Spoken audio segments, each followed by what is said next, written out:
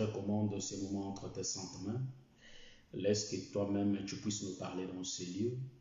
Et je sais que ton parler n'a jamais été comme les autres. Voilà pourquoi quand ils étaient venus pour te saisir éternellement, Dieu mon roi, quand ils t'ont écouté, ils ont dit jamais un homme a parlé comme cet homme. Jésus de Nazareth, toi tu nous fais étonner. Tous les jours tu utilises tes serviteurs et tu parles toujours des nouvelles choses éternellement, Dieu mon roi. Bénis-nous, Éternel, nous voulons vraiment être bénis par ta parole. Assiste-nous, Seigneur, au nom de Jésus, on a ainsi prié. Amen. Oui, mes bien-aimés, shalom encore. Nous allons continuer, frère. C'est qu'on avait commencé sur Josué, le serviteur de Moïse. J'avais pas fini ce que j'avais expliqué la fois dernière.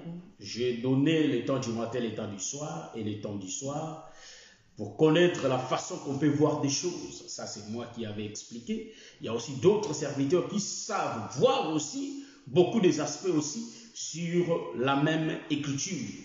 Voilà pourquoi nous disons qu'une écriture peut dégager plusieurs ombres. Vous voyez? Donc, on ne peut pas voir seulement une ombre, mais on peut voir beaucoup d'ombres sur une écriture, ou soit dans une écriture. On peut voir beaucoup d'ombres. Donc, que le Seigneur nous fasse grâce, afin qu'on puisse partager ce qu'on a dit, enseigné depuis, ce qu'on a dû enseigner depuis la semaine passée.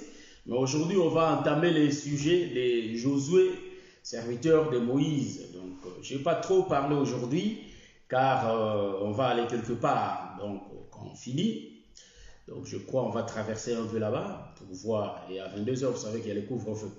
Donc, je salue tout le monde au nom de Jésus. Donc, voilà. Nous sommes dans le livre de Luc, chapitre 5. Je crois bien. Je prends mes lunettes. Supportez-moi, s'il vous plaît. Nous sommes dans le livre de Luc. Luc, chapitre 5, je crois. Donc, Luc, chapitre 5, le verset 1 au 6e verset, ou soit 5e verset, je vais voir. Jésus se trouvait auprès du lac de Génézareth et que la foule se pressait autour de lui pour entendre la parole de Dieu. Il vit au bord du lac 2 barques d'où les pêcheurs étaient descendus pour laver leurs filets. Il monta dans l'une de ces barques qui était à Simon et il pria de s'éloigner un peu de terre. Puis il s'assit de la barque, il enseignait la foule. Lorsqu'il eut cessé de parler, il dit à Simon, « Avance à pleine eau et jetez vos filets pour pêcher. » Simon lui répondit, « Maître, nous avons travaillé toute la nuit sans rien prendre, mais sur ta parole, je jetterai les filets. » L'ayant jeté, ils prirent une grande quantité de poissons et leurs filets se rompaient. Amen. Donc ça, c'est ce qu'on avait lu la semaine dernière. Et j'avais vraiment donné les explications. Allez commencer. Je salue mon bien-aimé Jules Morgan, ma soeur Wanimbila, ma soeur Solange Zawadi, que le Seigneur te bénisse, avec Papa Mwamba, que le Seigneur vous bénisse. Donc, je continue. On avait fait la lecture de la fois dernière et on a expliqué sur les aspects des temps. Et j'avais touché quelque chose que non, en réalité, les femmes de Jacob, il avait le monsieur, il avait 4 femmes, le prophète. Voyez-vous, un prophète qui avait 4 femmes. C'est pourquoi aujourd'hui, comme le bien-aimé Paul le dit, que la lettre tue. Comme la lettre tue beaucoup de gens, il y a beaucoup de pasteurs, ou soit il y a beaucoup d'hommes aussi aujourd'hui, ils prennent beaucoup de femmes, frère, en se référant à Jacob, en se référant à Abraham, bien-aimé. Mais ils ne touchent pas Isaac, hein, et ils voient que Abraham, Jacob. Donc, ils prennent aussi beaucoup de femmes. Mais même nous disons, ça c'est lire l'écriture en français. Or, nous comprenons que les écritures sont des tonnerres, frère. Or, les tonnerres font peur au peuple. Voilà pourquoi le peuple ne peut pas tirer l'attention, car ils ont peur des tonnerres. C'est pourquoi nous disons ici qu'il faut lire l'écriture, ou soit la Bible, au sommet de la montagne, frère. C'est là où il y a la vraie explication des choses. Vous voyez? Or, ceux qui ont lu ces écritures en français, ils ont commencé à chercher beaucoup de femmes en disant que Abraham aussi avait beaucoup de femmes, Jacob aussi en avait beaucoup. Donc nous disons vraiment que, mes bien-aimés, Abraham avait une seule femme et Jacob aussi n'en avait qu'une. Là pourquoi nous allons le démontrer en parlant. Voilà, c'est un peu ça. Donc ici, nous disons que Josué, il était serviteur de Moïse. Voyez-vous? Donc nous continuons l'enseignement. Et quand j'avais expliqué Jacob et ses femmes, j'avais dit en réalité, ces femmes-là représentaient Israël et l'Église. C'est pourquoi j'ai dit qu'en réalité, Jacob, selon l'explication de la montagne, nous comprenons que Jacob, en réalité, il n'avait qu'une seule femme. Voyez-vous?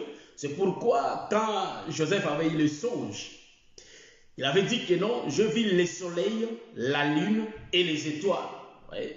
Oh, l'interprète qui était le père, quand il était venu, il a dit, ah, donc, tu veux dire que moi, ton père, et ta mère. Mais à ce moment-là, la maman de Joseph était déjà morte depuis longtemps. Donc, nous comprenons que toutes les femmes de Jacob, en réalité, étaient qu'une seule femme. Or, selon l'ombre, ils avaient vécu ça physiquement comme ça, mais nous, selon la réalité, nous vivons cela spirituellement. C'est ainsi qu'aujourd'hui, ma soeur ou soit mon frère, peuvent dire qu'ils sont eux tous le corps de Jésus. Or, le frère Paul est en train de les expliquer dans le livre d'un Corinthiens, là où il est en train de dire que nous tous, nous formons le membre du corps de Jésus. Or, Jésus, pendant que le frère Saul les persécutait, en réalité sur le chemin de Damas, en réalité Jésus était apparu à Paul pour dire que pourquoi me persécutes-tu? Nous comprenons, en réalité, Paul n'attaquait pas Jésus. Paul attaquait tous les chrétiens qui se réunissaient pour prier le nom de Jésus. Mais Jésus avait dit, pourquoi me persécutes-tu? Donc nous comprenons que les frères Paul touchaient le corps de Jésus. C'est pourquoi ça faisait mal à notre Seigneur Jésus-Christ. Donc nous sommes beaucoup, mais nous tous là, nous formons qu'un seul corps. Voilà pourquoi c'est la même chose avec les femmes de Jacob. Or, je vous avais pris un aspect pour vous dire qu'en réalité, les femmes-là étaient des rouleaux. J'avais dit aussi que ces femmes-là, en réalité, étaient des terres. Mais les terres, je n'avais pas expliqué. J'ai dit que je continue. Donc, en réalité, j'avais dit que les femmes étaient des terres. Pourquoi? Parce que l'Écriture nous dit, dans le livre d'Ésaïe 55, nous voyons là, le verset 10 à 11, Dieu a dit, c'est même, donc, comme de même la pluie tombe, quitte le ciel et tombe sur la terre pour féconder la terre, c'est la même chose et la parole de Dieu. Elle ne rentre pas à lui sans pour autant que ça fasse les effets. Voyez-vous? Donc nous comprenons que la parole qui sort de la bouche de Dieu, en réalité cette parole qui sort de la bouche de Dieu, c'est ça le Fils qui est la sémence qui va tomber sur la terre. Or la terre c'est une femme qui va recevoir la sémence. Voyez-vous? Il n'y a pas d'éther. Nous avons pas dit l'éther, la terre. Voyez-vous? Nous comprenons quand même qu'il y avait beaucoup de parties de terre, mais en réalité ça forme une seule terre. Là pourquoi nous pouvons dire que la terre là, c'est ça Ève. C'est ça Ève. Donc en réalité nous allons comprendre que les femmes de Jacob sont des terres communes. Nous allons comprendre, en réalité, il faut que la sémence tombe sur la terre. Donc nous comprenons que Jacob, qui est l'ombre du Père, qui va envoyer la pluie. Or, quand la pluie était tombée dans la maison de Jacob, en réalité, la pluie n'était tombée que sur les trois femmes. Vous voyez là ce que je prends? Donc, la pluie était tombée que sur les trois femmes. Donc, la pluie des Aïvrés, ma soeur. Donc, était tombée sur les trois femmes. Donc, les trois femmes ont reçu la pluie. Voilà pourquoi Jésus va dire qu'un homme va jeter de la semence, ça va tomber sur la première terre, et le soleil va apparaître, puis la semence ne va pas germer. Vous voyez ça? Nous comprenons pourquoi la semence va mourir, parce que c'était la loi qui était tombée au milieu de la terre. Voilà pourquoi j'avais dit que les femmes de Jacob, c'était des terres qui avaient reçu la semence. Or, eux trois, en réalité, on fait germer les 10 lois, ou soit les 10 commandements, ce qui était la loi. Voilà pourquoi j'ai dit que Jacob étant l'ombre du Père, il a jeté la semence, et la semence pendant le matin était tombée sur les 3 femmes, mais en réalité, Rachel n'a pas reçu la semence. Voilà pourquoi j'avais dit que Rachel est l'ombre de l'Église. Pendant le matin que le Père visite les 3 femmes, en réalité Israël, mais Rachel ne reçoit rien. Oh, vers le soir, voilà pourquoi Jésus va dire que non, il y a la semence qui était tombée sur une bonne terre et ça a germé. Voyez-vous? Donc la bonne terre, nous disons que c'est l'Église. Voilà pourquoi nous disons qu'en réalité, l'Église a reçu la semence le soir. Voyez-vous? C'est ce qu'on avait parlé la fois dernière. Maintenant, aujourd'hui, nous allons faire la continuation. La Bible dit, nous continuons, Josué, serviteur de Moïse. Est-ce que vous voyez ça? Donc, ces versets de Josué, serviteur de Moïse, nous connaissons, nous pouvons les lire dans le livre de Josué, chapitre 1. C'est là où nous allons le voir. Donc, je vais faire la lecture rapidement. Moi, je dis qu'on peut mettre un point-virgule sur l'enseignement, car l'enseignement continue toujours. Vous allez voir l'aspect que je vais prendre comme si c'était la première prédication, mais nous allons voir. Donc, en réalité, nous sommes dans le livre de Josué. Nous prenons rapidement le livre de Josué. Donc, le livre de Josué, c'est après Deutéronome. Nous allons lire le livre de Josué, chapitre 1, le verset 1. Après la mort de Moïse, serviteur de l'Éternel, l'Éternel dit à Josué, fils de Nun, serviteur de Moïse. Mon serviteur est mort, ça c'est le verset 2. Maintenant lève-toi, passe ce Jourdain, toi et tous ces peuples, pour entrer dans le pays que je donne aux enfants d'Israël. Donc ici, c'est notre écriture de base. Josué chapitre 1, le verset 1. La Bible souligne ici que Josué était le serviteur de Moïse. Donc nous prêchons l'évangile éternel, frère. Nous sommes dans le pourquoi, les comment, les quand de chaque chose, frère. Donc ici, nous allons expliquer qui est Josué et qui est Moïse, frère. Donc, quand beaucoup de gens ont lu ces écritures, frère, ils ont lu ça en français et ils ont interprété en français. Voilà pourquoi celui qui a commencé l'œuvre va dire que c'est lui le Moïse, et tous ceux qui vont venir après lui, ou soit travailler avec lui, ils vont dire que non, vous êtes des Josué. Est-ce que vous voyez ça? Ça, c'est comprendre l'écriture en français. Est-ce que vous voyez ça? Donc, en réalité, ils vont dire que moi, c'est le serviteur de l'Éternel. Tant que moi je vis, toi tu es Josué. Donc, il fait de Josué, l'évangéliste devient son Josué. Et d'autres prophètes, je ne sais pas moi qui est venu après lui, il dit que moi c'est le Père, donc moi c'est le serviteur de l'Éternel. Donc vous êtes mes serviteurs. Est-ce que vous voyez ça? Ça, nous disons que nous allons expliquer qui est Josué, car nous comprenons que notre Dieu a parlé dans un langage céleste. Vous voyez ça? C'est pourquoi Jésus disait, je vous parle dans un langage de la terre, vous ne me comprenez pas. Combien de fois si je vous parlais dans le langage céleste? Donc nous comprenons que le ciel a son langage. Est-ce que vous voyez ça? Donc nous disons que notre Dieu étant un prophète, il bégayait. En réalité, il parlait en parabole. Donc après la mort de Moïse, en réalité Dieu a élevé Josué pour continuer la marche avec Israël. Or, nous comprenons que Israël, en réalité, était un peuple choisi de l'Éternel. Donc, c'est Dieu qui avait choisi Israël. Et nous nous posons beaucoup de questions. Pourquoi Dieu avait choisi Israël, tandis qu'il y avait beaucoup de nations? Est-ce que c'est Israël qui avait plu aux yeux de Dieu ou comment? Voilà pourquoi nous disons, dans le pays d'Abraham, en réalité, il y avait beaucoup de gens. Ils adoraient des statues. Donc, nous comprenons que c'est l'image du monde, frère. Mais Dieu va faire sortir Abraham de son patrie. Est-ce que vous voyez ça? Donc, c'était le choix de Dieu. C'est ainsi que quand Dieu a choisi Jacob pour le bénir, en réalité, Ésaü aussi était là. Mais c'était le choix de Dieu. Est-ce que vous comprenez ça? Aujourd'hui, nous le disons comme ça. Mais on va voir avec la suite du temps le pourquoi. Pourquoi Dieu avait choisi Jacob et il a laissé Ésaü. Donc, en réalité, ici, nous allons comprendre que Josué, la Bible précise ici, c'est lui le serviteur de Moïse, frère. Je rentre au commencement. La Bible dit au commencement, ici la Bible va nous dire, car c'est là où je vais toucher et commencer à expliquer.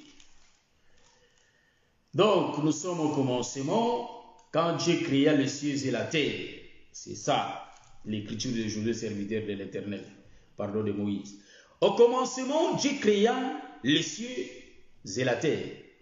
La terre était informe et vide, il y avait des ténèbres à la surface de l'abîme. Et l'Esprit de Dieu se mouvait au-dessus des eaux. Là où je vais vraiment marteler, c'est le verset 2. La terre était informe et vide.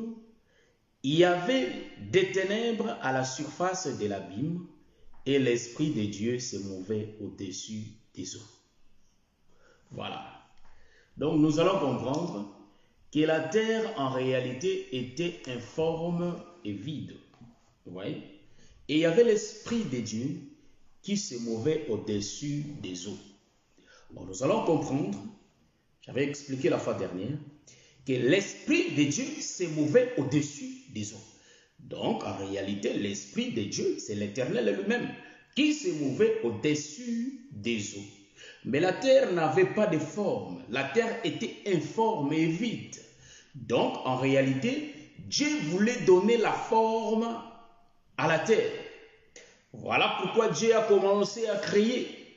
Or, nous allons dire ceci, que les mouvements, comme Dieu dit dans son livre des Proverbes, qui fait que répéter ce qui était, nous comprenons que Dieu fait rien de nouveau sous le soleil.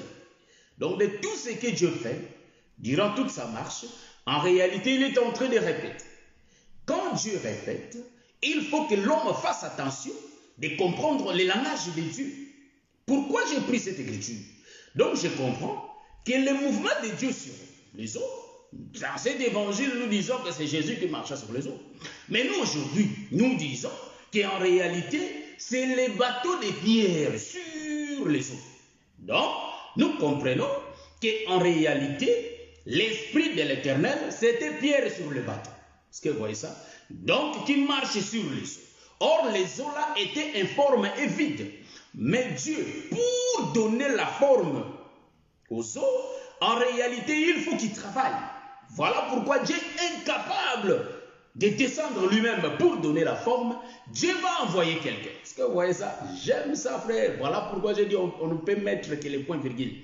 Donc, en réalité, nous disons qu'au commencement, nous comprenons, quand Pierre faisait la pêche, en réalité, c'était le commencement qui était répété. Donc, Dieu a répété que le commencement. Or, Dieu, dans toutes les générations, il explique l'œuvre de la rédemption. C'est ainsi que quand nous présentons l'évangile, on a la capacité de rentrer dans les jardins pour aller prendre une écriture qui va correspondre avec celle qu'on va lire. Est-ce que vous voyez ça? Voilà pourquoi moi j'ai dit qu'au commencement, le mouvement que Dieu fait, en réalité, c'était le mouvement de Pierre dans la barque. Vous voyez? Donc, Dieu, pour donner la forme à la terre, il faut qu'il travaille. En d'autres termes, il faut qu'il choisisse un peuple. Voilà pourquoi Dieu était incapable de descendre. Donc, Pierre, incapable de descendre dans l'eau, il faut qu'il jette les filets. Or, les filets, en réalité, c'était la parole de Dieu qui sortait de la bouche de Dieu pour aller prendre un peuple. Nous comprenons, les poissons qui étaient sortis dans la mer, en réalité, c'était la terre qui était sortie de l'eau. Est-ce que vous voyez ça? C'est ça, j'ai dit que c'était le commencement là. Le commencement dans le livre de Luc. Est-ce que vous voyez comment Dieu est en train de répéter? Nous aimons ça, frère. Donc, nous comprenons que que c'est le filet qui va faire le travail de faire sortir. Hein? De faire sortir, j'aime ça frère, de faire sortir les poissons dans l'eau. Or les poissons c'est ça la terre. Voilà pourquoi Dieu va envoyer sa parole. Sa parole en réalité qui va descendre sur la terre et qui va ramener la terre des eaux. Donc vous voyez, il va faire sortir la terre des eaux. Je suis en train de toucher les aspects frère. Je suis en train de marcher déjà. Or pourquoi Dieu créa cela? Dieu savait qu'un jour, il faut que je parle à un homme qui s'appelle Abraham. Pendant qu'il est entré, pendant qu'il est, donc, pendant qu'il est en train de parler, en réalité, frère, nous allons comprendre, il faut que, hein, vous voyez, donc pendant qu'il est en train de parler, nous allons comprendre qu'il faut que l'Éternel donne forme à quelque chose, frère. Nous allons expliquer le vide, frère. Hein? La terre était informe et vide, frère. Est-ce que vous voyez ça?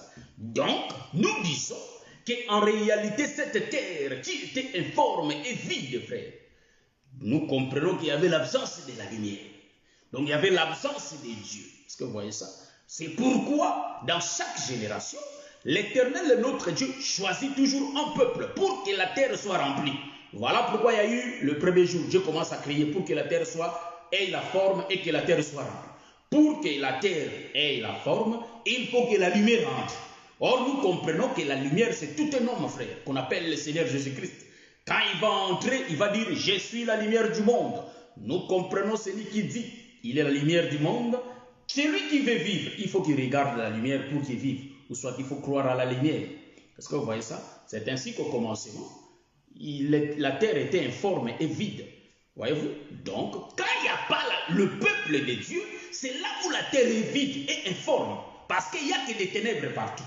Mais pour que la terre ait la forme, il faut la présence de la lumière. C'est pourquoi Dieu était entré, ou soit le Seigneur Jésus-Christ était entré, lui qui est la lumière, voyez-vous. Mais pour commencer chaque chose, il faut qu'il y ait de la lumière. Est-ce que vous voyez ça? C'est pourquoi nous disons que la terre était informe et vide.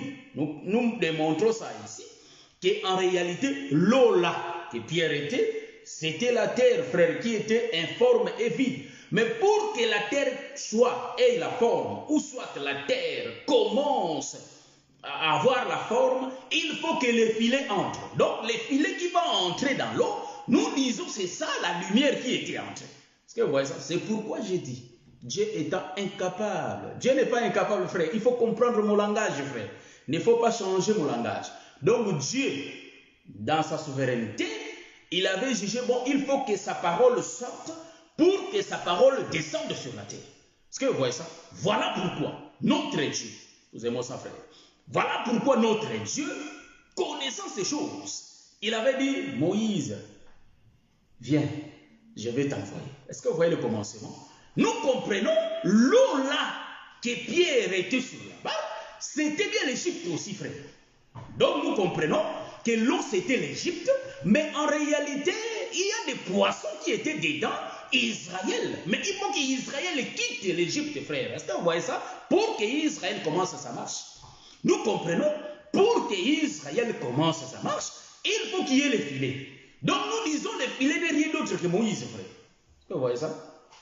Nous sommes en train de faire la continuation. Comme dit le docteur Gilles Bopé, il dit toujours, j'aime de cœur, frère. Le cœur me fait du bien. J'aime le docteur Gilles Bopé. Lui demande de cœur, frère. Donc, nous disons qu'en réalité, il faut que les poissons quittent la mer ou soit l'eau pour qu'ils sortent. Mais les poissons n'ont pas la force de quitter de l'eau, mais il faut que les filets viennent. Voilà pourquoi la Bible dit, l'Éternel va dire à Moïse, quand il va voir le buisson, quand il va voir le buisson ardent qui ne se consumait pas, Moïse était attiré, il est venu. Les besoins de Dieu, il voulait descendre en Égypte, frère. Nous aimons de cœur, frère, ça veut bien. Donc, en réalité, Dieu avait une mission à faire, à accomplir. Voilà pourquoi Dieu voulant donner la forme à la terre, il faut qu'il envoie Moïse. Or, nous comprenons qu'en réalité, Moïse était descendu en Égypte. Nous comprenons Moïse qui descend en Égypte. En réalité, c'est les filets qui descendaient en Égypte. Est-ce que vous voyez ça? C'est les filets qui descendaient dans l'eau. Donc, les filets avaient l'objectif d'aller attraper les poissons et les faire sortir. Nous comprenons que les filets, en réalité, va faire la marche avec le poisson. Est-ce que vous voyez ça? Donc, ici, nous allons comprendre. Il faut partager la vidéo. Ça va faire du bien pour que beaucoup de gens aussi puissent la suivre. Ça va vraiment faire du bien. Donc, en réalité, nous comprenons, le filet, c'est tout un serviteur. C'est pourquoi, en lisant les livres d'Exode, nous comprenons que c'est Moïse qui descend. Donc, Moïse qui descend en Égypte, nous disons que l'Égypte, c'est de l'eau. Est-ce que vous voyez ça? Ici, je vais virguler pour dire que de l'eau, là, c'est l'Égypte, frère. C'est le monde. Est-ce que vous voyez ça? Là où Moïse était descendu. Mais je vais vous dire une chose. L'Écriture nous dit, l'Éternel va dire que c'est lui-même qui était descendu pour aller sauver Israël. Donc, nous comprenons, c'est Pierre lui-même qui était descendu dans l'eau. Donc, le filet est égal à Pierre, Pierre est égal à la filet. Donc, nous comprenons qu'en réalité, l'Éternel est égal à Moïse, Moïse est égal à l'Éternel. Voilà pourquoi Dieu n'avait même pas de retenue pour dire à Moïse, je t'ai fait Dieu devant ton frère Aaron et Aaron ton prophète. Donc nous comprenons, Aaron n'a rien dit de lui-même. Car nous comprenons que les prophètes, un prophète, c'est la bouche de Dieu. C'est pourquoi ce que Aaron disait, ça venait de Moïse. Donc Moïse et Aaron étaient égaux à un. Est-ce que vous voyez ça? Voilà, nous aimons ça. Que le Seigneur vous bénisse. Donc, en réalité, ici, nous sommes en train d'expliquer Josué, serviteur de Moïse, frère. Donc, j'ai dit ici, les gens qui comprennent cette écriture en français, ils tuent le peuple, frère. Donc, voilà. Ouais, shalom, shalom, bien-aimé, mon kachama, que le Seigneur te bénisse. Donc, en réalité, ici, nous disons vraiment que Moïse, c'est lui qui était descendu. Moïse, c'est le filet, frère, comme je l'ai dit. J'avance. Donc, nous allons comprendre que non, l'Éternel va faire la marche avec Israël. Est-ce que vous voyez ça? Mais quand l'Éternel va faire la marche avec Israël, je ne vais pas beaucoup lire, hein, mais je vais réciter les Écritures, mais je ne vais pas beaucoup lire. Or, l'Éternel va faire la marche avec Israël. Nous comprenons qu'en réalité, les filets vont faire la marche avec les poissons. Parce que vous voyez, donc Pierre qui était sur la barque va faire la marche avec les poissons. Ici, nous allons beaucoup venir. Or, Moïse va descendre. Quand Moïse va descendre, en réalité, son objectif n'était pas d'aller sauver les Égyptiens. C'est pourquoi j'ai dit, quand les filets étaient descendus dans l'eau, les filets n'étaient pas entrés dans l'eau pour aller prendre des crocodiles, frère, ni des hippopotames. Est-ce que vous voyez? Mais les filets étaient entrés pour aller prendre les poissons. Car les besoins de Pierre étaient des poissons. Est-ce que vous voyez ça? Voilà pourquoi quand Moïse était parti, il était aussi descendu pour aller prendre Israël. Car l'Éternel avait besoin d'Israël. Mais quand l'Éternel va envoyer Moïse, nous comprenons que Moïse était le serviteur de Dieu. Voilà pourquoi il était au service de Dieu. Il va descendre. Quand il va descendre, en réalité, il va prendre Israël. Est-ce que vous voyez ça? Il va commencer à faire la marche. Nous comprenons que Moïse avait 80 ans. Je crois que Moïse avait 80 ans quand il s'était présenté devant Pharaon. Hein? Il avait 80 ans et son frère Aaron, il avait 84 ans, si je ne me trompe pas. Ça fait longtemps que j'ai lu l'écriture là. Mais ceux qui connaissent l'écriture peuvent me lire pour me rappeler un peu, rafraîchir un peu la mémoire. Donc, en réalité, ici, nous avons dit que c'est lui qui descend. Là, c'était Moïse, frère. Et moi, j'ai dit que quand Moïse a pris Israël, donc quand les filets ont attrapé les poissons, en réalité, ils ont commencé la marche. Vous voyez ça? Donc, ils ont commencé à monter. Or, Moïse qui monte, j'ai dit qu'il va faire la marche 81 ans, 82 ans, 83 ans, jusqu'à arriver à 120 ans. Est-ce que vous voyez ça? Parce que je vais droit au but. Parce que j'ai dit que je ne vais pas trop parler aujourd'hui comme la fois dernière. parce qu'on va sortir un peu. Donc, on m'attend là, comme je suis là. Donc, en réalité, j'ai dit ceci, que Moïse va commencer à faire la marche avec le peuple. En d'autres termes, c'est l'Éternel qui fait la marche avec le peuple. Hein? Et si je ne suis pas le temps du matin, le temps du soir, ici je suis en train d'expliquer Moïse, serviteur de l'Éternel, et Josué, serviteur de Moïse. Donc, en réalité, Moïse qui fait la marche, Moïse ne peut jamais mourir avant 120 ans. Il y a le pourquoi, frère. Donc, Moïse, sa mort, il va mourir qu'à 120 ans. Avant 120 ans, Moïse ne peut jamais mourir. Vous voyez ça? Il y a le pourquoi de ça.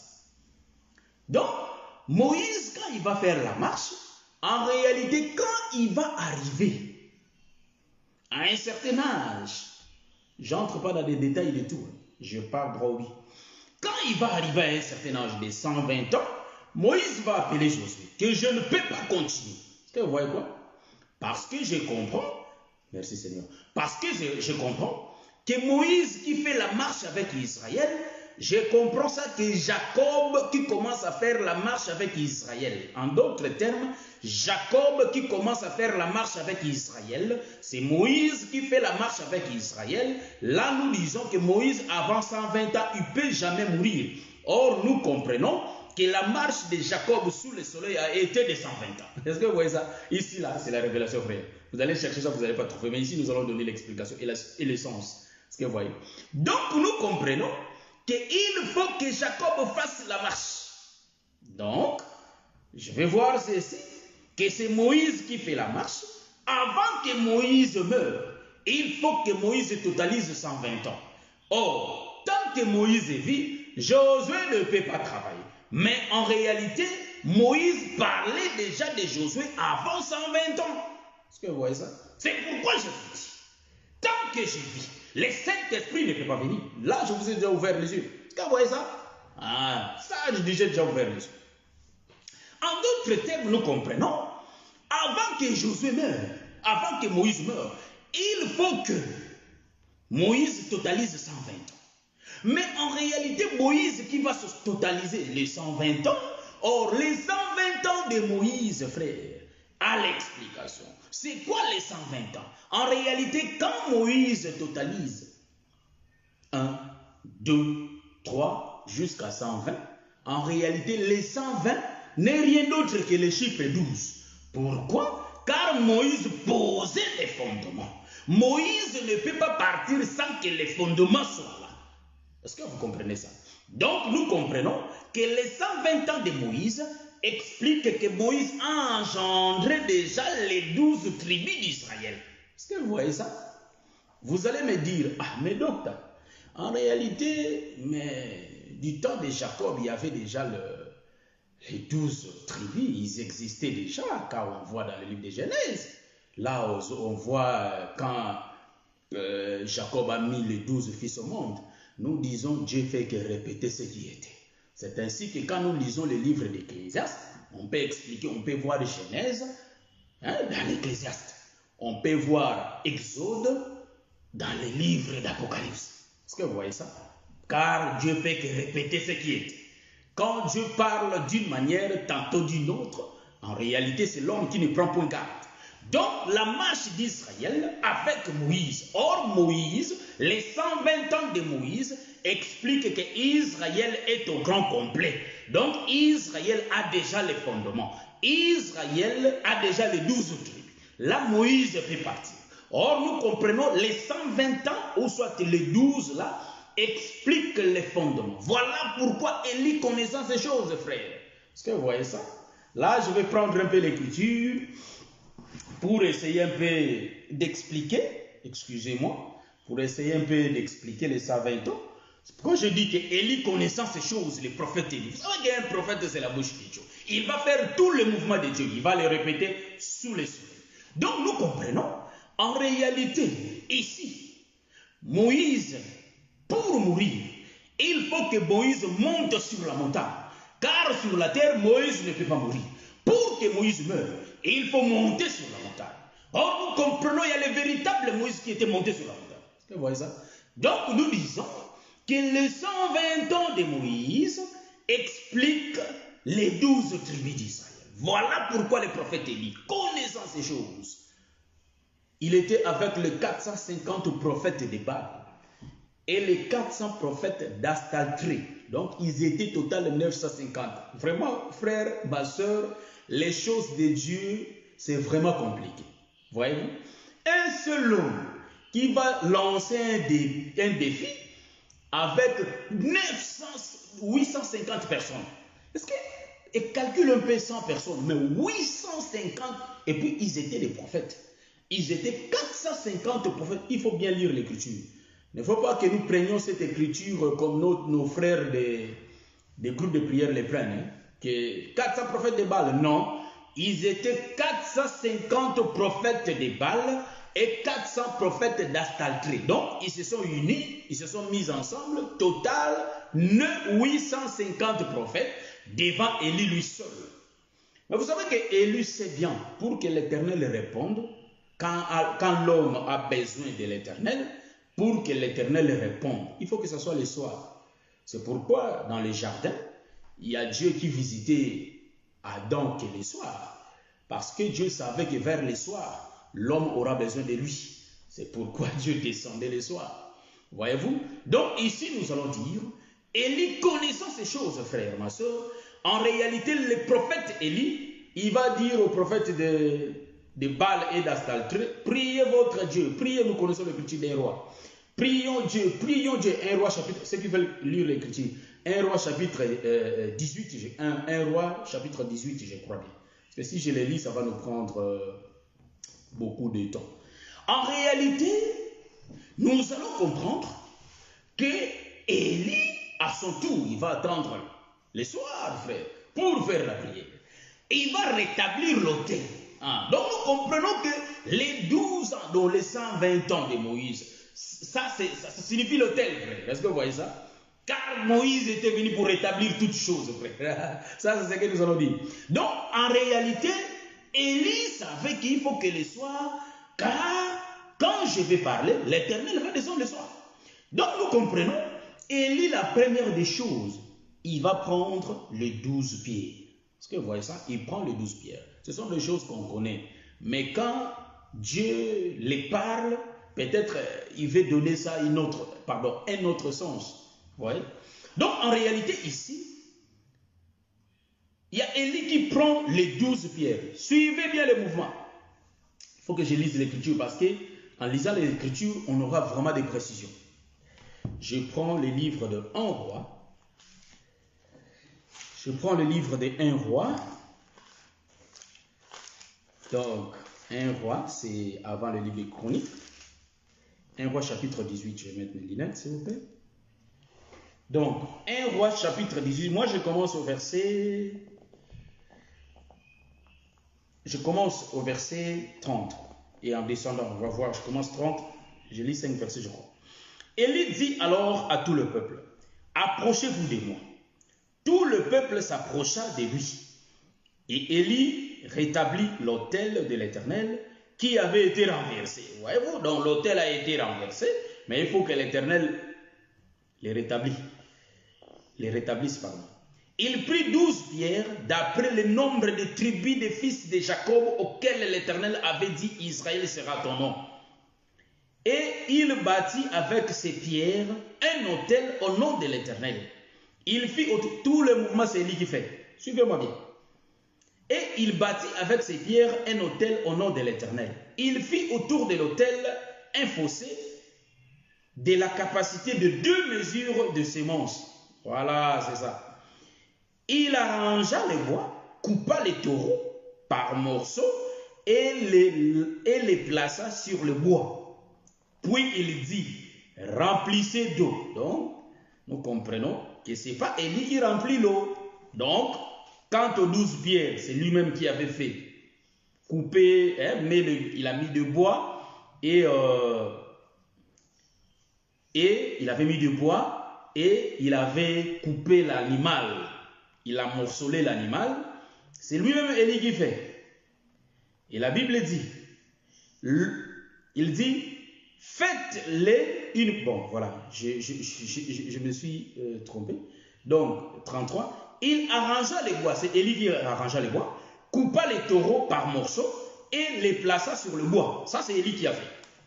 Puis il dit, remplissez, il donne l'ordre aux gens qui étaient là, remplissez d'eau 4 cruches, donc l'eau 4 cruches, et versez-les sur l'holocauste et sur le bois. Il dit, faites-les une seconde fois, et ils les firent une seconde fois. Il dit, faites-les une troisième fois, et ils les firent une troisième fois. L'eau coula, verset 35, l'eau coula autour de l'autel et l'on remplit aussi l'eau, les fossés. Donc, je me limite là, je vais donner l'explication.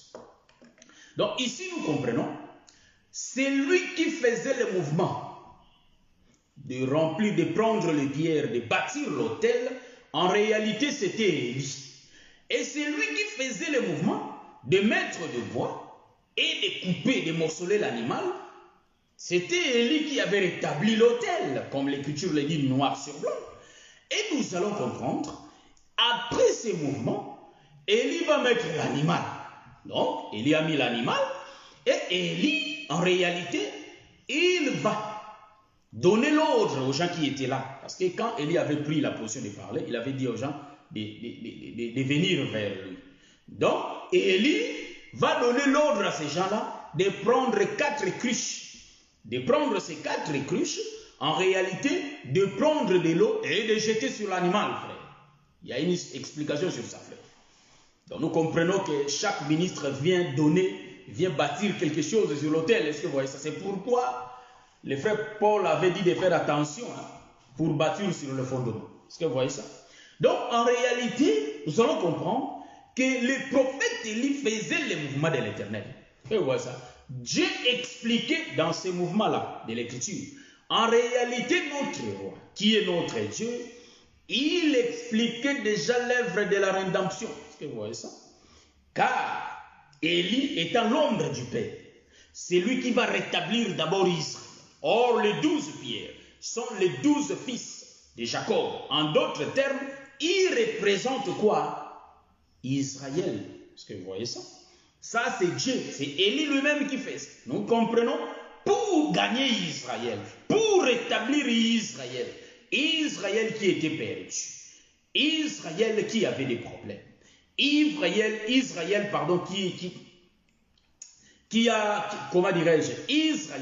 qui avait perdu la voie de Dieu. En réalité, c'est Dieu qui a fait le travail.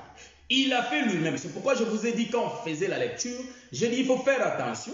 Il y a des mouvements qu'Élie fait seul, mais il y a des mouvements qu'Élie va donner l'ordre. Est-ce que vous voyez ça? Or, nous comprenons que notre Dieu, c'était lui-même qui était descendu, frère, au temps du soir. Voilà pourquoi, pour descendre, il avait pris un corps. Est-ce que vous voyez ça? Donc, il a porté un corps afin qu'il puisse marcher à Jérusalem. Voilà pourquoi le Seigneur disait, c'est lui qui m'a vu, a vu le Père. Or, depuis l'ancienne alliance jusqu'à la nouvelle alliance, c'est le même Dieu qui parle, mais qui prend des facettes. Vous voyez ça? Voilà pourquoi nous disons, ici c'est Élie qui fait le mouvement. Donc c'est Élie qui est en train de faire le mouvement. Lui-même il prend du bois, il fait tout, il met l'autel pour rétablir d'abord le fondement. Il met l'autel et il va prendre l'animal. Donc en réalité, Dieu va prendre le peuple. Donc quand il choisit, il y avait beaucoup de pierres, frère. Est-ce que vous voyez ça? Là où Élie prenait des pierres, il y en avait beaucoup. Mais qu'est-ce qu'Élie faisait? Il avait pris que 12 pierres. Nous comprenons, en réalité, c'est Dieu qui fait le choix d'Israël. Voyez-vous? Donc il y avait beaucoup de peuples en Égypte, mais Dieu va choisir que 12 personnes pour les faire sortir d'Égypte. Donc nous disons que tout Israël était sorti dans les 12, donc dans Jacob. Que vous voyez ça? C'est pourquoi Dieu va prendre les pères, l'animal, et les mettre sur les pierres. Est-ce que vous voyez ça? Nous comprenons l'animal et le type de Jacob. En d'autres termes, c'est lui le 13e. Est-ce que vous voyez ça? Je vais réexpliquer. Nous comprenons que l'animal n'est rien d'autre que l'ombre de notre Seigneur Jésus-Christ. Est-ce que vous voyez ça? C'est pourquoi moi j'ai dit, quand je regarde l'Écriture, j'ai dit, c'est notre Dieu qui est le metteur en scène. Le metteur en scène, c'est lui-même. Voilà pourquoi il a fait le mouvement de prendre Israël. Il réunit Israël lui-même comme l'autel et il va poser l'animal qui est le Seigneur Jésus-Christ. Est-ce que vous voyez ça? L'animal va être posé sur les autels. Vous voyez? Donc nous comprenons, Dieu va prendre Israël et il va envoyer l'animal. Donc il envoie l'animal qui est le Seigneur Jésus-Christ. Est-ce que vous voyez ça? Nous disons que le pierre, c'est tout un peuple. Voilà pourquoi le Seigneur disait, si vous les arrêtez de me louer, en réalité, les pierres aussi. Je vais citer les pierres. En d'autres termes, nous disons les pierres, ce sont les hommes. Voilà pourquoi lui-même, le prophète, est en train d'expliquer. Donc, les 12 pierres expliquent les 12 fils de Jacob. Donc, les 12 fils de Jacob, ce sont des pierres, mais ce sont des hommes. Donc, en d'autres termes, Dieu a commencé à réunir Israël comme un peuple. Voilà pourquoi il avait envoyé l'animal. Or, l'animal qu'il avait envoyé, il avait morcelé ça lui-même. Donc, nous comprenons, en morcelant l'animal, c'est Dieu qui est en train de tuer le Seigneur lui-même. Est-ce que vous voyez ça? C'est Dieu lui-même qui a tué. Mais ça ne va pas finir là. Car nous comprenons qu'il faut que Dieu réunisse deux peuples. Il ne va pas finir là. Mais il va dire encore aux gens, prenez 4 cruches et jetez-les pour la première fois. Donc, chaque cruche était jetée. Nous comprenons que c'était 4 fois 3, qui donne 12. Vous voyez? Donc, nous avons le pierre comme le prophète. Nous avons la pierre angulaire. Donc, Dieu était en train d'expliquer Éphésiens chapitre 2, les versets 20. Hein? Donc, je prends l'écriture d'Éphésiens chapitre 2, le verset 20, pour essayer un peu de voir ce que notre Dieu nous expliquait là. Le mouvement d'Élie expliqué Éphésiens chapitre 2, le verset 20. Je prends ça rapidement. Donc, après Galates, je crois. Qu'est-ce que l'Écriture nous dit dans le livre d'Éphésiens chapitre 2, le verset 20? La Bible dit, vous avez été édifiés sur les fondements des apôtres et les prophètes, Jésus-Christ lui-même étant la pierre angulaire. Donc, cette Écriture, nous comprenons que le frère Paul avait eu ça là-bas. Pour voir cette Écriture, il a bien regardé le mouvement d'Élie. Donc, le bien-aimé Paul voyait le mouvement d'Élie. Il a dit, Élie est en train d'expliquer, pour que le peuple soit édifié, il faut qu'il y ait les 12 pierres, il faut qu'il y ait l'animal comme lui-même. Est-ce que vous voyez ça? C'est lui l'animal, la pierre angulaire. Est-ce que vous voyez? Et il faut qu'il y ait quoi? Les apôtres. Donc les apôtres, en d'autres termes, nous comprenons que les apôtres, en réalité, c'est de l'eau. Qui était béni? Je peux expliquer ça sous une autre position, ou soit prendre une autre autoroute. Je peux expliquer. En réalité, les 12 pierres est en train d'expliquer tout un peuple. Est-ce que vous voyez ça? C'est Israël. Et il y a l'animal qui explique Jésus. Mais nous voyons aussi qu'il y a le peuple des nations qui sont de l'eau. Est-ce que vous voyez ça? Donc nous rentrons dans le livre d'Apocalypse, là où l'ange était en train de montrer à notre apôtre Jean, soit le prophète Jean, en réalité, qu'est-ce que tu vois là? Ta vie.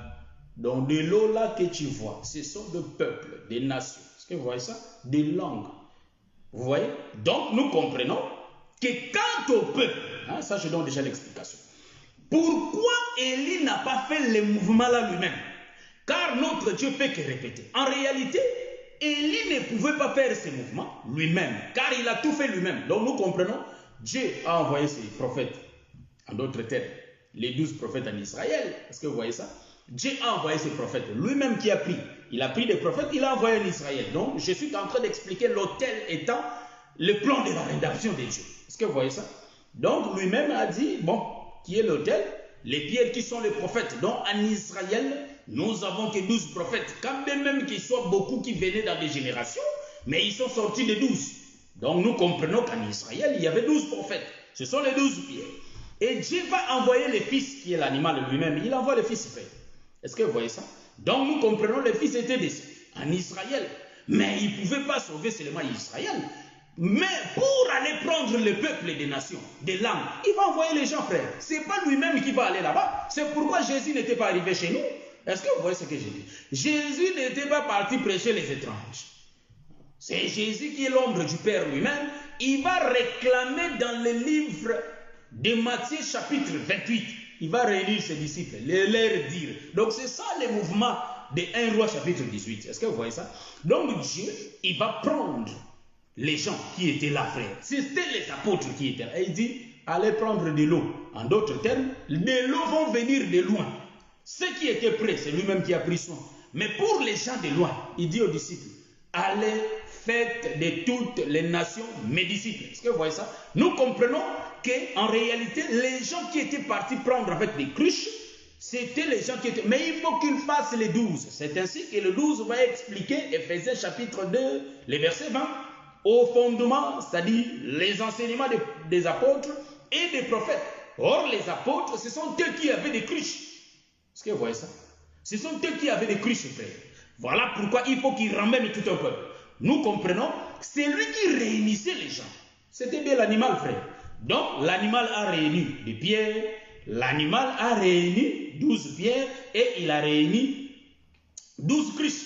Est-ce que vous voyez ça? Donc, nous comprenons les 12 pierres, les enseignements des prophètes, et les 12, c'est-à-dire les 12 cruches. En d'autres termes, c'est les enseignements des apôtres. Est-ce que vous voyez ça? C'est ce qui fait les 24. Or, les 24 là, nous prenons les 12 de l'ombre et nous prenons les 12 de la réalité. Ça fait que 12. Est-ce que vous voyez ça? Or, selon un autre parler, nous expliquons, ça fait les 24 qui expliquent les 24 et tout ça, nous connaissons. L'autour. Est-ce que vous voyez? Donc, en réalité, il y avait les Matthieu 28 qui étaient là. Il y avait l'Éphésiens 2, chapitre 20 qui étaient là. Dans le livre de quoi? De un roi. Est-ce que vous voyez ça? Le mouvement d'Élie. Est-ce que vous êtes en train de voir ça? Donc ici, nous allons dire, pour que Moïse monte, pour que Moïse meure, afin que l'Éternel puisse choisir un autre, ou soit Josué, en réalité, nous allons voir selon l'ombre, selon la vue de l'ombre, nous allons voir que Moïse était là et Josué était au service de qui? De Moïse. Voilà pourquoi l'Écriture a dit que Moïse, serviteur de qui? Josué, serviteur de Moïse. Mais ici, je vais tourner, frère, pour donner un peu le sens. Car aujourd'hui, on va finir cet enseignement. En réalité, pour donner le sens, nous allons comprendre ceci, que ce mouvement-là de l'ombre, en réalité, ça a des effets dans la réalité. Voilà pourquoi aujourd'hui, dans beaucoup d'églises, il y a des hommes de Dieu, comme je l'ai dit, ils appellent ça, vous savez, Dieu est compliqué. Dieu est compliqué, frère. Dieu est compliqué. C'est ainsi que les hommes ont essayé de devenir des dieux, mais ça n'a pas pu. Ça peut jamais exister un homme devenir un dieu. Il ne vivra jamais éternel. Il a toujours eu une fin. Est-ce que vous voyez ça? Donc, nous allons comprendre que Josué, il va travailler à côté de Moïse. Josué faisait des mouvements que Moïse lui disait de faire. Ça, c'était l'ombre, frère. Or, le frère Paul nous dit qu'en réalité, l'ombre n'est pas l'exactitude des choses. Est-ce que vous voyez ça? Là-bas, vous voyez Josué travailler. Mais quand nous allons démontrer Josué tout à l'heure, en réalité, vous n'allez pas voir Josué, mais Josué existe. Josué faisait le travail. Voilà pourquoi je dis que Moïse, dont je suis en train d'expliquer, il va descendre, frère. Mais quand il va totaliser 120 ans, il faut qu'il monte sur la montagne, frère. Est-ce que vous voyez ça? Il va monter sur la montagne. Pourquoi la montagne? Car la Bible nous explique, la montagne, c'est la demeure de Dieu. En d'autres termes, il faut que Moïse rentre vers le Père. C'est ainsi que l'Écriture nous dit qu'en réalité, c'est Dieu qui avait enterré Moïse. Est-ce que vous voyez ça? Donc, Moïse était rentré à la maison. Maintenant, je vais toucher l'Écriture de la réalité, frère. Parce que si nous voyons une Écriture dans l'ombre, il faut que nous ramenions cette Écriture dans la réalité. Pour que cette Écriture porte corps. Pour que ça donne la vie. Est-ce que vous voyez ça? Donc, le prophète, là où je vous ai expliqué, Éphésiens 2, ça explique aussi Ésaïe 8:20, à la loi et au témoignage, vous voyez, aux pierres et à l'eau. Est-ce que vous voyez ça? À la loi et au témoignage. Donc, si on ne fait pas, s'il n'y aura pas la lumière, donc l'agneau ne peut pas être brûlé. Pour que le feu descende, la puissance puisse descendre, il faut la présence des pierres et la présence de l'eau. 12 pierres et 12 cruches. Est-ce que vous voyez ça? Pour que l'animal soit conçu, l'offrande soit exaucée. Est-ce que vous voyez ça? Car Jésus, c'est lui l'offrande du soir, frère. Est-ce que vous voyez ça? L'offrande du soir, c'est le Seigneur Jésus-Christ qui a été livré le soir, qui a été donné le soir. Donc, en d'autres termes, ici, je vais expliquer. Moïse qui monte sur la montagne, il est l'ombre de notre Seigneur Jésus-Christ qui monte vers le ciel, qui était enlevé vers le ciel. Parce qu'il avait réuni tous ses disciples pour dire que non, on se voit avec vous à Galilée. Et tous les disciples étaient réunis là. Jésus leur parlait et il était monté au ciel. Est-ce que vous voyez ça? Jésus qui monte au ciel, en réalité dans l'ombre, c'était Moïse qui montait sur la montagne. Or, Moïse qui montait sur la montagne, en réalité, il était l'ombre de notre Seigneur Jésus-Christ. Mais Jésus, quand il était sur la terre, il dit, c'est pourquoi Moïse, avant de mourir, ça je vais lire l'écriture, je crois. Je veux voir si je vais lire l'écriture. Il faut que le peuple me dise si j'ai parlé déjà combien de temps pour que je sois, parce que je n'ai pas la montre avec moi. Donc, pour que je sois un peu à l'heure, donc j'ai pris à mon bien-aimé J. Morgan de me l'écrire, ça va faire du bien, pour que je sois un peu limité. Donc, en réalité, nous allons comprendre, Moïse n'est rien d'autre que l'ombre de notre Seigneur Jésus-Christ. Car Moïse va commencer sa mission de faire sortir le peuple de l'Égypte, mais c'est pourquoi je dis qu'il avait l'incapacité. En d'autres termes, il n'a pas ce pouvoir de faire rentrer le peuple à Canaan. Est-ce que vous avez vu ça? Donc nous disons que Moïse, l'ombre de Jésus, et Josué, l'ombre du Saint-Esprit. Est-ce que vous voyez ça? Je vais tourner encore ici. Josué est l'ombre du Saint-Esprit, frère. Nous comprenons en réalité, quand Moïse... Ah, c'est déjà 1h05. Ah, bien aimé, je dis que le Seigneur te bénisse. Donc là, il faut que je chute, je vais chuter d'ici là. Donc, nous allons comprendre que Moïse est ici, Moïse, bien aimé, qui monte sur la montagne, c'est notre Seigneur Jésus-Christ qui est enlevé dans les cieux. Est-ce que vous voyez ça? Or, nous comprenons la montagne, nous avons dit, selon l'Écriture, c'est la maison de Dieu. Les monts Carmel, mont Sinaï, c'est la maison de Dieu. C'est la demeure de Dieu. Est-ce que vous voyez ça? Bah, bien aimé Jean-Marc, que le Seigneur vous bénisse. Donc, 1h04. Ok. Donc, la montagne, c'est la maison. C'est la maison de Dieu. Donc, Moïse était rentré dans la maison de Dieu. C'est là où il était rentré. Mais nous disons ceci, en réalité, que Moïse qui va monter, il faut que Moïse puisse recommander Josué. En d'autres termes, il faut que l'Éternel présente Josué pour que Josué continue l'œuvre. En d'autres termes, Josué est l'ombre du Saint-Esprit qui va conduire le peuple. C'est pourquoi le Seigneur disait ceci. Que il faut que je m'en aille pour que le Saint-Esprit vienne. Donc nous disons qu'en réalité, Josué là, que l'Écriture parle ici, les serviteurs, ça c'est l'Écriture de l'ombre. Mais nous ramenons cela dans la réalité. Nous comprenons que Josué, en réalité, c'est lui, l'ombre du Saint-Esprit. En d'autres termes, je prends l'Écriture de l'Éphésiens. Ça, nous allons lire ça rapidement. Car nous avons dit qu'on peut tourner, pour que je chute, parce que j'ai déjà parlé 1 heure. Je prends Éphésiens chapitre 4, frère. Nous allons voir le vrai, parce que j'ai donné déjà la première position, Josué, comme l'ombre du Saint-Esprit. C'est pourquoi Jésus disait, il faut que je m'en aille pour que le Saint-Esprit vienne. Et quand le Saint-Esprit va venir, il vous enseignera toutes choses. Est-ce que vous voyez ça? Maintenant, je prends l'écriture d'Éphésiens, chapitre 4, je commence au verset. Éphésiens. Je suis dans Philippiens, moi je prends Éphésiens. Donc je commence. Chapitre 7. Bon, je commence au chapitre 6. Éphésiens chapitre 4, le verset 6. Un seul Dieu est le Père de tous, qui est au-dessus de tout, qui est au-dessus de tous et parmi tous et en tous. Mais à chacun de nous, la grâce a été donnée selon la mesure du don de Christ. C'est pourquoi il est dit, étant monté en haut, il a amené des captifs et il a fait des dons aux hommes. Or, que signifie il est monté, sinon qu'il est aussi descendu dans les lieux, ou soit dans les régions inférieures de la terre. C'est lui qui est descendu, c'est le même qui est monté au-dessus de tous les cieux, afin de remplir toutes choses. Verset 11. Et il a donné les uns comme les apôtres, les autres comme prophètes, les autres comme évangélistes, les autres comme pasteurs et docteurs, pour le perfectionnement de saints en vue de l'œuvre du ministère et l'édification du corps de Christ. Ah. Vous voyez Josué? Donc nous comprenons ici, étant monté au ciel, notre Dieu a fait des dons aux hommes.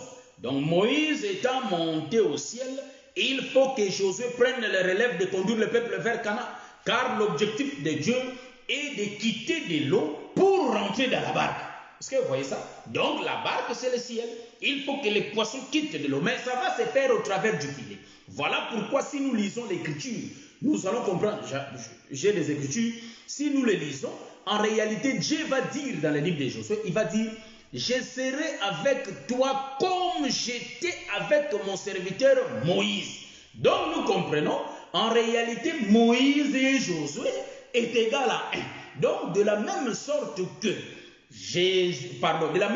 que Moïse, Dieu était avec Moïse, c'est de la même sorte que Dieu marchait avec Josué pour les faire entrer à Canaan. Pour voir ça bien que c'était la même personne, nous allons comprendre que c'est Abraham qui avait envoyé les serviteurs les plus anciens. C'était lui-même qui était descendu pour aller prendre Rebecca et c'est lui-même qui a remonté jusqu'à Isaac. Est-ce que vous voyez ça? C'était la même personne. Donc là, nous voyons le mouvement s'est fait par une seule personne. Et nous avons vu le mouvement de Moïse. En réalité, c'était Moïse qui était descendu et c'est Moïse qui rentre avec le peuple, mais Moïse prend. Donc, nous comprenons, c'est lui qui va continuer ces choses. Or, Josué, c'est le Saint-Esprit. Voilà ici, Dieu lui-même, Jésus, étant monté au ciel, il a fait des dons aux hommes. Nous comprenons qu'en réalité, les véritables Josué d'aujourd'hui, ce sont les ministères. Donc, c'est le ministère, pardon. Est-ce que vous voyez? C'est le ministère qui est Josué. C'est ça, Josué, serviteur de Moïse, frère. Est-ce que vous voyez ça? Donc, en d'autres termes, les ministères, c'est serviteur de Jésus-Christ. Les ministères, serviteurs de Jésus-Christ. Pourquoi je l'ai dit? Parce que nous ne sommes que les commes. Donc c'est le ministère qui va continuer le travail, comme Moïse s'est arrêté, étant monté au ciel, il a fait les dons à Josué. Les Josué d'aujourd'hui, c'est le ministère, frère, qui va prendre le peuple et les ramener vers l'épouse, et pardon, vers l'époux, qui va prendre l'épouse pour l'amener vers l'épouse. Donc, c'est l'œuvre du ministère qui est le véritable Josué. C'est Josué, en d'autres termes, de l'ancienne alliance, vous avez vu physiquement, mais aujourd'hui, c'est le ministère qui va prendre le peuple, qui continue la marche avec le peuple pour les amener vers l'époux. Or, l'époux, c'est Isaac, frère. Voilà pourquoi j'ai fait comprendre que le ministère et Jésus, c'est la même personne, frère. Le ministère ne pêche pas. Le ministère ne fait pas du mal. Le ministère enseigne que la vérité. Voyez-vous? Voilà pourquoi nous disons que nous sommes des commes. Mais le véritable ministre, c'est le Seigneur Jésus-Christ lui-même, qui fait la marche avec son épouse, qui amène son épouse vers les cieux. Est-ce que vous voyez ça? Donc nous comprenons, Josué, donc Moïse avait pris faim. C'est pourquoi il était monté à la montagne. Donc notre Seigneur aussi, il faut qu'il monte au ciel. En d'autres termes, il ne pouvait pas mourir ici normal sur le plateau. Non, il faut qu'il monte sur la montagne de Golgotha, frère, pour aller mourir comme Moïse. Est-ce que vous voyez ça? Donc là, nous disons qu'en réalité, nous comprenons que le véritable Josué, c'est le ministère, frère. Je crois qu'on a bien mangé, j'ai déjà parlé plus d'une heure. Prochainement, nous serons ici, car chaque samedi, nous serons toujours ici. Il y aura des temps qu'on va continuer à exhorter, mais il y a des temps qu'on présente que la révélation. Je sais que le Seigneur va vraiment nous bénir. Voilà pourquoi, bien-aimés, nous ne nous sommes pas conduits par les hommes, frère. Il faut que nous laissions le Saint-Esprit nous conduire, frère. Il faut que nous laissions les Écritures nous conduire, frère. Donc vous voyez, or celui qui marche selon la volonté de Dieu, il ne sera jamais confus, frère. Même si ton problème tarde, sache-le qu'il y a ton époux qui va se souvenir de toi. C'est pourquoi Israël, il était dans les misères. Israël était dans les misères en Égypte, frère. Ils souffraient, ils avaient des difficultés. Ils priaient Dieu comme si Dieu ne les écoutait pas. Mais mon frère, ma soeur, je t'ai dit aujourd'hui que ton problème là que tu es en train de traverser, tu vois ça lourd, mais un jour tu vas narrer l'histoire, tu vas raconter l'histoire, de dire que j'avais suivi une période comme ça, mais le Seigneur s'est souvenu de moi. Voilà pourquoi nous disons, bien-aimés, le Seigneur est en train de t'écouter. Le Seigneur sait, connaît ton problème. Le Seigneur va t'envoyer Moïse pour venir te délivrer entre les mains des Pharaons. Or, le problème là, c'est Pharaon, frère. Le Seigneur va résoudre ça. Il faut que nous mettions toujours notre confiance en ce Dieu-là. Car notre Dieu, c'est lui le maître des circonstances et des temps. Nous savons qu'il y a des situations difficiles, frère, ma soeur. Mais nous, comme nous espérons en lui, nous ne serons jamais confus. Voilà pourquoi Dieu vient toujours à notre secours. L'Israël a fait la marche de quitter l'Égypte pour aller à Canaan. Vous savez bien que traverser le désert, il y avait des scorpions, il y avait des serpents, il y avait beaucoup de choses. C'est ainsi que nous aussi aujourd'hui, nous rencontrons beaucoup de choses dans ce chemin que nous sommes en train de suivre, frère. Mais sachons-le que notre Dieu ne dort pas. C'est pourquoi le frère Job dit, il se lèvera les derniers frères pour nous secourir. Quand bien même qu'il y avait des gens qui nous faisaient la guerre, qui faisaient Israël la guerre. Il y a des gens qui nous font la guerre aujourd'hui, mais nous restons toujours fidèles à Dieu. Il combat pour nous. Est-ce que vous voyez ça? Que le Seigneur nous bénisse. Je crois qu'on va se voir le samedi prochain à 19h.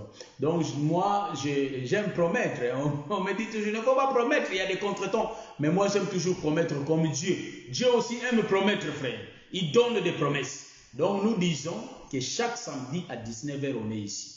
Qu'il pleuve, soit qu'il neige, si le Seigneur le permet, on est toujours ici chaque samedi. Car de lundi à vendredi, le travail que moi je fais, ça me prend tellement de temps. Si je vous promets, je vais devenir un farceur. C'est-à-dire, je donne la promesse, je ne réalise pas. Je donne la promesse, je ne réalise pas. C'est pourquoi on a jugé bon, comme les samedis, on ne travaille pas, sauf un contretemps, mais sinon, on sera toujours là à partir de 19h.